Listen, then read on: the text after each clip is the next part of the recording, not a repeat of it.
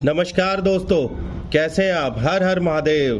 दोस्तों, अगर केदारनाथ जाने की योजना बना रहे हैं तो ये वीडियो आपके लिए काफ़ी यूज़फुल है, क्योंकि इस वीडियो में मैं आपको बताऊंगा कि केदारनाथ जाने का क्या क्या साधन है, कुल खर्चा कितना आएगा, खाने पीने और रुकने की क्या क्या व्यवस्थाएं हैं, और हम वहाँ कहाँ कहाँ घूम सकते हैं। और साथ साथ अगर आप पैदल जाना नहीं चाहते तो हेलीकॉप्टर वहाँ कैसे जाता है, उसका क्या फेयर होगा और कहाँ से मिलेगा। तो आज की वीडियो में बने रहिएगा। मैं पूरे तरीके से आपको बताऊंगा कि केदारनाथ जाने के लिए आपको एक परफेक्ट प्लानिंग कैसे करनी है। तो चलो दोस्तों, सबसे पहले बात करते हैं कि हम केदारनाथ कैसे पहुँचे। दोस्तों, केदारनाथ पहुँचने के 3 विकल्प हैं। पहला, आप रोड से जा सकते हैं, दूसरा आप ट्रेन से आ सकते हैं, और तीसरा बाई एयर भी आप आ सकते हैं। अगर मैं पहले विकल्प की बात करूं तो अगर आप दिल्ली से आ रहे हैं तो आप दिल्ली से हरिद्वार, ऋषिकेश, रुद्रप्रयाग, अगस्त मुनि, गुप्तकाशी, फाटा होते हुए सोनप्रयाग पहुंच सकते हैं। दोस्तों, दिल्ली से सोनप्रयाग पहुंचने में अगर आप सुबह 5 बजे चलते हैं और आप शाम को लगभग 8 बजे तक पहुंच जाएंगे। दोस्तों, दूसरा विकल्प अगर बात करें तो ट्रेन की, तो दोस्तों आप वहाँ से भी, आप कहीं से भी आए, आपको हरिद्वार पहुँचना पड़ेगा, और हरिद्वार के आगे आपको बाय रोड से ही जाना पड़ेगा, क्योंकि आगे कोई ट्रेन नहीं जाती है। दोस्तों, हरिद्वार के रेलवे स्टेशन के सामने वहाँ पर उत्तराखंड गवर्नमेंट बस की बसें चलती हैं। आप चाहे तो ऑनलाइन या ऑफलाइन अपनी टिकट भी बुक कर सकते हैं। दोस्तों, हरिद्वार से सोनप्रयाग जाने के लिए बस के अलावा आप चाहे तो प्राइवेट टैक्सी से, शेयर टैक्सी से या टेम्पो ट्रैवलर के थ्रू भी जा सकते हैं। अब हरिद्वार से सोनप्रयाग जाने में कितना खर्चा लगेगा, ये सब अलग है। दोस्तों, अगर आप बस से जाना चाहते हैं तो बस आपको 400 से 600 रुपये चार्ज करेगी।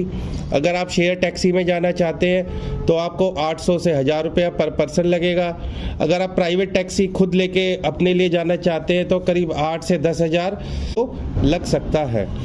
दोस्तों, फेयर अमाउंट जो है वो डिपेंड करता है आपकी सीज़न पर वहाँ पर जा रहे हैं। दोस्तों, ऑफ सीजन में कुछ कम और सीजन में कुछ ज़्यादा फेयर हो सकता है।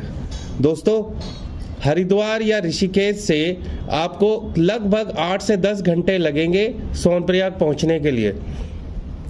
दोस्तों, अब तीसरा विकल्प अगर हम बात करें तो बाई एयर आप आना चाहते हैं और नज़दीक एयरपोर्ट देहरादून है या फिर दिल्ली में आपको आना पड़ेगा। दोस्तों, वहाँ आके आप चाहे तो ट्रेन से आगे या बाई रोड जा सकते हैं। अगर मैं दोस्तों आपसे बात करूँ टोटल डिस्टेंस की, तो हरिद्वार से सोनप्रयाग लगभग 230 किलोमीटर पड़ेगा, और दिल्ली से सोनप्रयाग आपको लगभग 460 किलोमीटर पड़ेगा।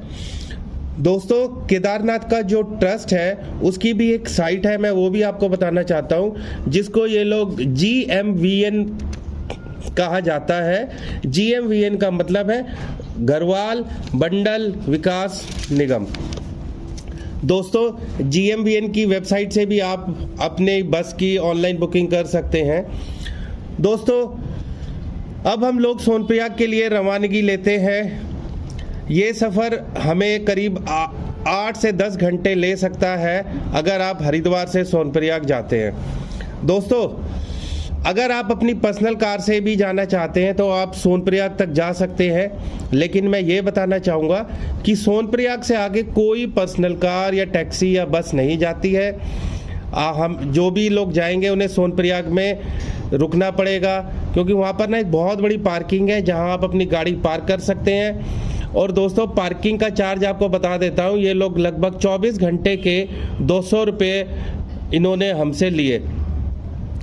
दोस्तों, सोनप्रयाग आप पहुँचते हैं, और अगर सोनप्रयाग पहुँचते पहुँचते आपको रात हो जाती है, और ये कहूँ कि अगर आप रात में सोनप्रयाग में रात को स्टे करना चाहते हैं, क्योंकि रोड का जो सफ़र होता है ना वो काफ़ी दुर्लभ होता है, तो आप सोनप्रयाग में ना स्टे कर सकते हैं। हम लोगों ने भी दोस्तों सोनप्रयाग में ही स्टे लिया था, और हमें वहाँ पर जो रूम चार्ज किया वो लगभग इन्होंने 3000 रुपये हमसे लिया, और हम एक रूम में 4 लोग रुके थे।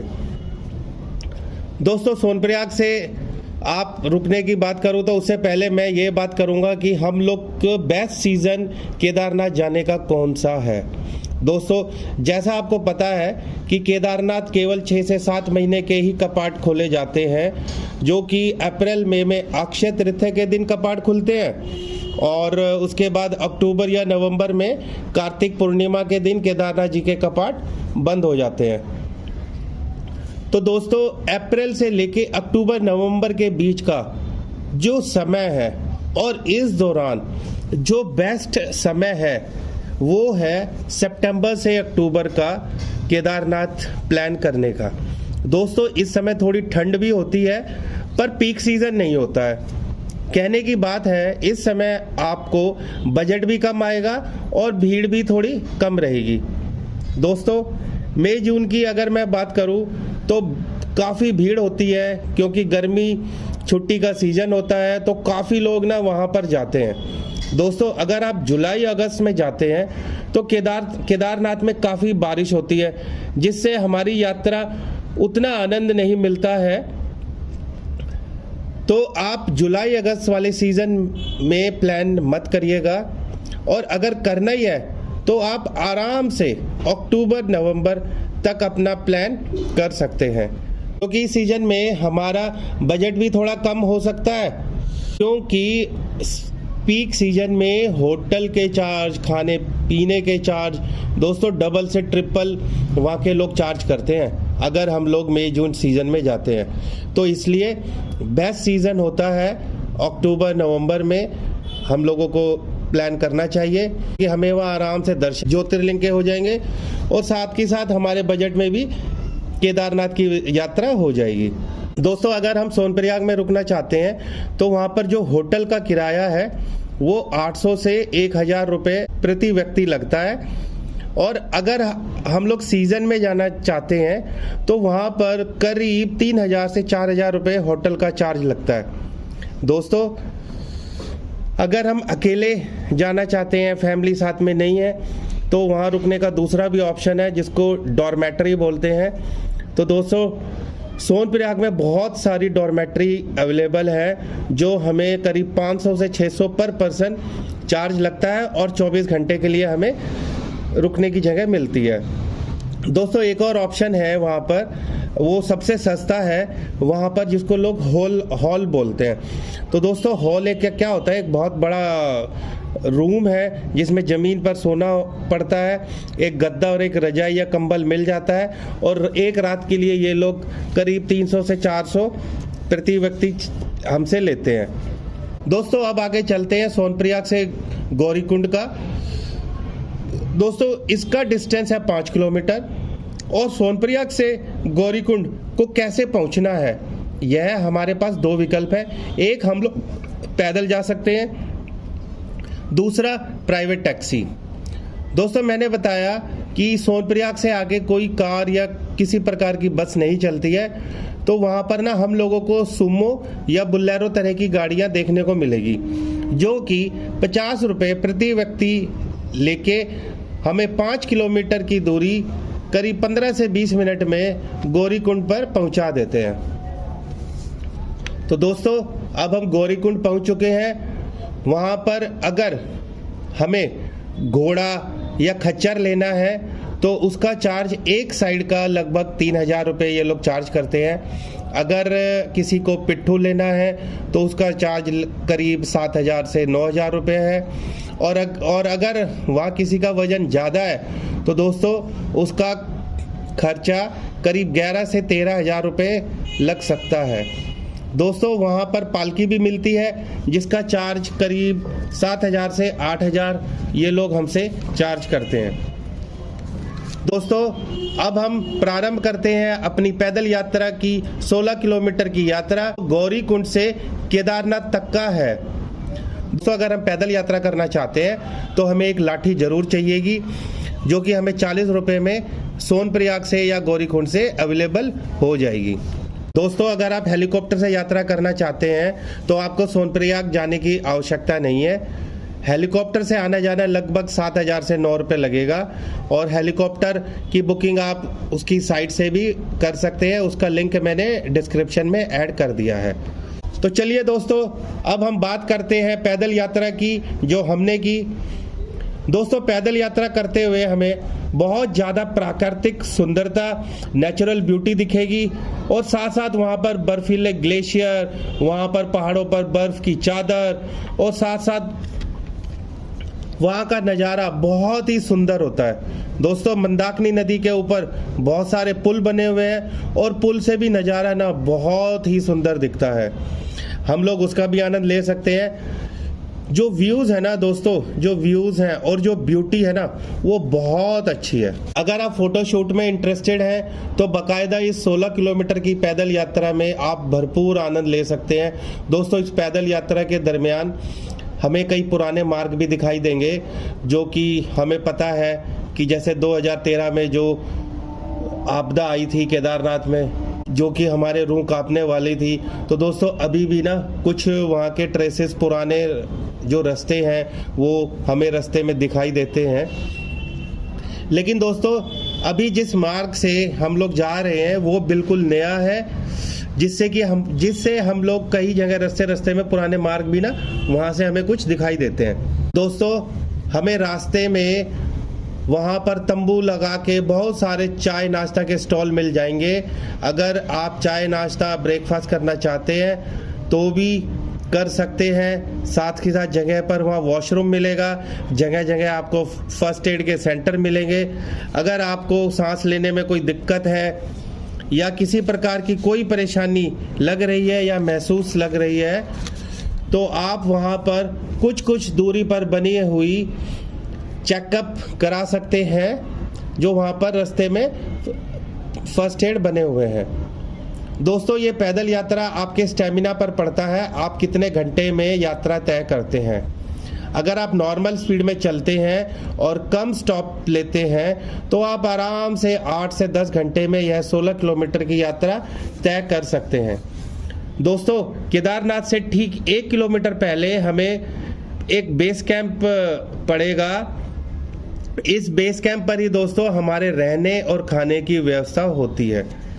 दोस्तों, हो सकता है हमें पहुंचने में रात हो जाए या शाम हो जाए। अब बात आती है वहाँ पर कहाँ रुकें। दोस्तों, यहाँ पर कोई पक्का होटल या रूम नहीं मिलता। यहाँ पर रुकने का 3 ऑप्शंस मिलते हैं। पहला है हट, जो हमें गढ़वाल मंडल विकास निगम की वेबसाइट से बुक करना पड़ता है।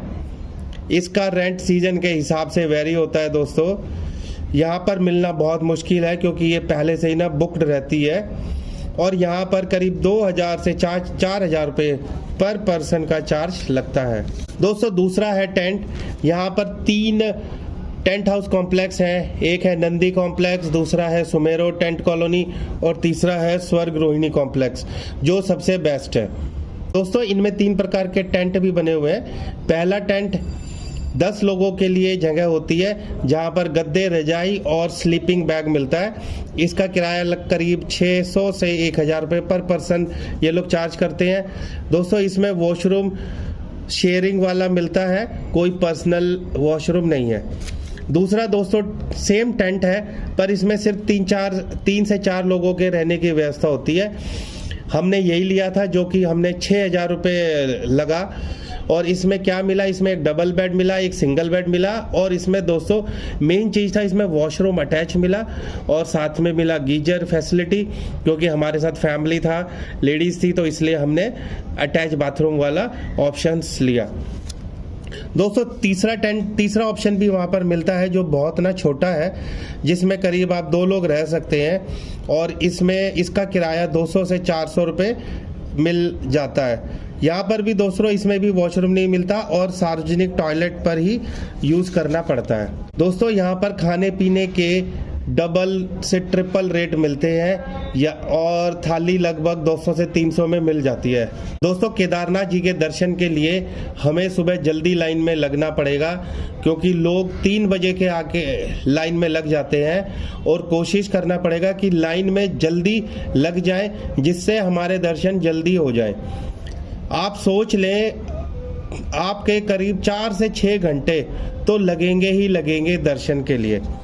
ऑफ सीजन में करीब अक्टूबर से नवंबर में जल्दी दर्शन हो जाएंगे, और अगर आप पीक टाइम मई जून में आओगे तो आपको और भी ज़्यादा टाइम लगेगा दोस्तों।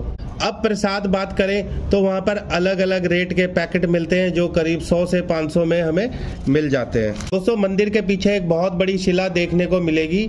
यह शिला 2013 आपदा के बाद बहुत बड़ा पर्वत आके रुक गया था, जिससे बाढ़ का पानी 2 हिस्सों में बट गया और मंदिर को कुछ भी नुकसान नहीं हुआ। दोस्तों यह सब भगवान की महिमा होती है। इतना बड़ा पहाड़ बीच में आना और पानी को 2 भाग में बांटना और मंदिर को किसी प्रकार की कोई क्षति ना मिलना, तो यह शिला का भी आप नज़ारा देख सकते हैं। दोस्तों शाम को 5 बजे के बाद आपको मंदिर के अंदर ज्योतिर्लिंग के दर्शन नहीं किए जाते हैं। दोस्तों अगर आप ज्योतिर्लिंग के दर्शन करना चाहते हैं तो आपको सुबह जल्दी जाना पड़ेगा। दोस्तों मॉर्निंग में मंदिर सुबह 5 बजे खुल जाता है। दोस्तों अब बात करें तो हम वहाँ कहाँ घूम सकते हैं या विजिट कर सकते हैं, तो दोस्तों सबसे पहले वहाँ पर है भैरवनाथ मंदिर, जो कि केदारनाथ से मात्र 500 मीटर या आप बोले तो आधा किलोमीटर दूरी पर पड़ेगा, जो मात्र 20 से 30 मिनट का टाइम लगेगा और आप उसको भी दर्शन कर सकते हैं। दूसरा है वासुकी टाल, जो कि 6 से 7 किलोमीटर है। उसकी ब्यूटी भी दोस्तों बहुत मनमोहक है। और तीसरा है गांधी सरोवर, जो कि मंदिर से 3 किलोमीटर है। दोस्तों इन दोनों को ही हमें एक अलग ट्रैक करना पड़ेगा और जिसका समय अलग से आपको हो सकता है। दोस्तों अब बात करें ये पूरी यात्रा में हमें कितने दिन लगे, तो दोस्तों आप ये मान ले ये पूरी यात्रा हमें 4 से 5 दिन लगेंगे और 2 से 3 दिन का हमें वहाँ स्टे करना पड़ेगा, क्योंकि 2 दिन तो जाने में लग जाएंगे और 2 दिन आने में।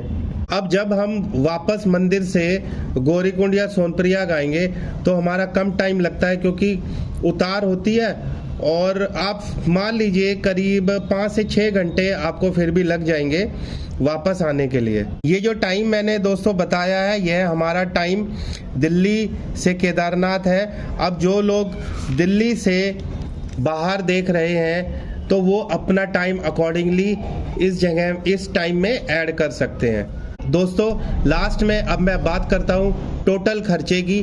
कितना खर्चा एक आदमी का आया, तो दोस्तों हमारा अक्टूबर 2023 में पैदल यात्रा का 6313 कुल खर्चा आया एक आदमी का, दिल्ली से केदारनाथ आना जाना अपनी कार से। अब अगर आप घोड़े या पिट्ठू या पालकी से जाते हैं तो अकॉर्डिंगली आपका कुल खर्चा बढ़ जाएगा, और अगर आप हेलीकॉप्टर से जाते हैं तो आप मान लीजिए पर पर्सन 10,000 रुपये तक और बढ़ जाएगा। तो दोस्तों यह था हमारा पूरा विवरण दिल्ली से केदारनाथ यात्रा का। आई होप आपको मेरा वीडियो पसंद आया होगा। मेरे चैनल को सब्सक्राइब कीजिए और वीडियो को पसंद किया तो एक लाइक ज़रूर दीजिएगा। तो आज के लिए फ़िलहाल इतना ही, फिर मिलता हूँ एक और वीडियो के साथ। तब तक के लिए शुक्रिया। हर हर महादेव। आपकी यात्रा मंगलमय हो।